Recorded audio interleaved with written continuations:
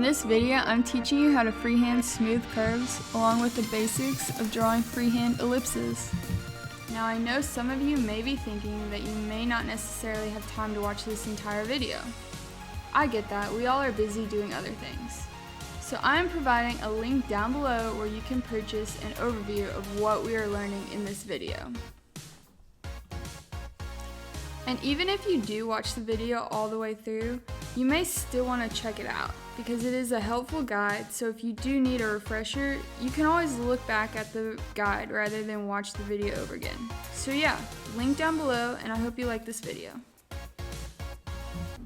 So in the last video, we were mainly focusing on, drawing straight lines, but you're gonna have to draw curves when you're sketching, so we're gonna practice freehand smooth curves. Now go ahead and place 3 or more points on a piece of paper and practice doing a continuous curve trying to hit all of those points. Now when you're drawing curves, you can draw them in segments, but for right now, as a practice warm-up, you're going to try to do it on a continuous line rather than doing it in segments. Now it's going to get some time to get used to, but what you do not want to do is don't create a curve with edges and corners. And that is, you can help by not doing that by thinking of the points as waypoints rather than endpoints. So they're your path points, not endpoints. And try to move on to the next point as quick as possible. That will help by not getting those pointy points. Another thing we do not want to do is create fuzzy lines. So do one line rather than hash marks kind of thing, because we want it to seem like it's one line. And that's it. So yeah, continue practicing freehand smooth curves. It's definitely hard in the beginning, but the more and more you do, it's going to make it easier if you do this warm-up before your main sketch, because it will really help get those freehanded curves down. Okay, now we're going to go on to drawing ellipses. And when you're practicing freehand ellipse, you're going to want to hover over your paper. So act like you're drawing an oval, but do not press the pen onto the paper yet.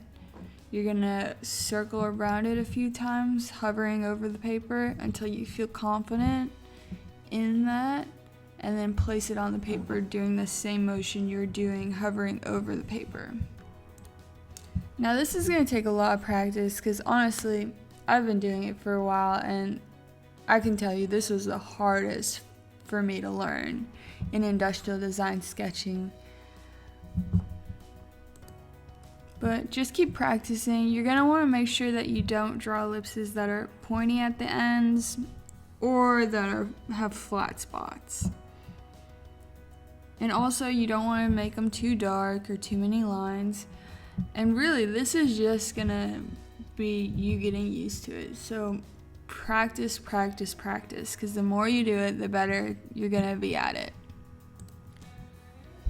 Now for practice, we aren't going to be doing this, but when you're actually doing a drawing, so you'll do your freehand ellipse, but then when you crisp up the drawing later on, you'll just use an ellipse guide to go over that.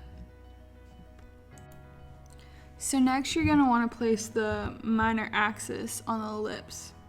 The minor axis is the line that divides it in half across the narrow dimension of the ellipse. It's good to draw it because it'll show you if you're doing it correctly, because it's supposed to be even on both sides of the minor axis. The minor axis also plays an important role in placing the ellipse in perspective. So finding and controlling it is essential. Next, to practice, you're going to want to draw the minor axis first and then start drawing your ellipse. Start narrow up top and then get the center wider as you go down. Try to make them on the sides of the ellipse even going down, and it's going to take a while to get used to. As you can tell, the first couple ones, they are not perfect that I've done. But this is a good practice tool and a good warm-up to draw for ellipse. And that is it for this video. Let me know what you think in the comments, and don't forget to like, and if you like this video and want to watch other ones, don't forget to subscribe. I'm trying to post every Thursday. Yeah, and if you didn't see the video on warm-ups and perspective, don't forget to go back and watch that one. There's a lot of good information on that one. And check out the links in the description where you can get the link to the guide that I talked about in the beginning of this video. That's it. Thank you guys so much and have a great rest of your day. Bye.